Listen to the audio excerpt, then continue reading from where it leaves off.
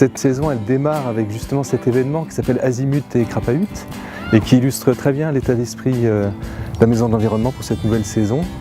Voilà, c'est l'idée de proposer des activités qu'on peut faire, là il commence à faire beau au printemps, en famille, des activités qu'on peut faire dans la nature, en famille, avec ses enfants, avec ses petits-enfants. L'idée de se balader, l'idée de profiter un peu de toutes les richesses du patrimoine local soient accessibles à tous et soient enviables. C'est vrai que quand on est en famille, on hésite parfois à aller un peu loin, on n'a pas forcément toutes les certitudes qu'il faudrait, de ne pas ennuyer, de ne pas se perdre, etc. Là, on donne des astuces, des idées, d'activités toutes simples que les familles peuvent reproduire avec leurs enfants, avec leurs petits-enfants. Je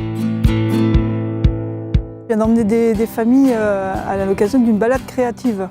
Donc une balade créative, c'est quoi? On utilise ce qu'on trouve dans la nature. Donc là, on a fait des guirlandes de fleurs de pissenlit, tout d'abord, pour décorer des arbres. Les enfants se sont pris au jeu, c'est sympa. On peut aussi faire des couronnes. Donc il y en a qui ont fait des couronnes de pâquerettes. C'est bien parce que après tout le monde y va de sa créativité, on lance une activité et c'est ça qui est sympa. Ensuite, on a réalisé des tableaux nature. C'est des choses qui sont toutes simples à faire avec juste du scotch double face. Chaque enfant a réalisé un petit tableau avec ce qu'il a ramassé le long du chemin.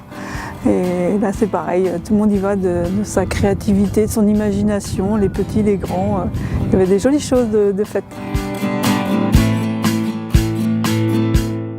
Le jeudi, donc, je fais des balades créatives et le vendredi, ce sont des balades autour des 5 sens. Voilà, c'est une façon de découvrir la nature en utilisant ces 5 sens. L'odorat, la vue, mais de façon un peu décalée, un peu ludique. Ça permet aux enfants d'apprendre à reconnaître quelques arbres, quelques végétaux, à observer de façon ludique. Et puis c'est des choses qui sont aussi faciles à refaire à la maison ou en forêt avec les enfants. Ça leur permet d'avancer sans s'en rendre compte. Ils font vite des kilomètres sans s'en rendre compte. C'est ça qui est intéressant. On va par exemple pendant l'été s'intéresser beaucoup aux fleurs, parce que le département publie un atlas départemental de la flore. Là, on fera beaucoup d'activités autour de la flore.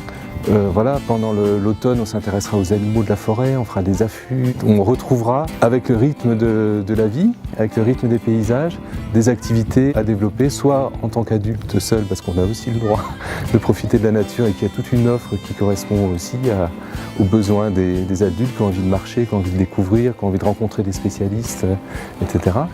Et puis des choses qu'on peut faire plutôt en famille, avec des activités qui sont accessibles à tous les âges et qui sont souvent gratuites. Là, ça fonctionne pendant les petites vacances, tous les après-midi, et tout le reste de l'année, en fait, on fonctionne les week-ends, les après-midi, les samedis, dimanches, les mercredis après-midi, les jours fériés, les après-midi, voilà, jusqu'au début du mois de novembre.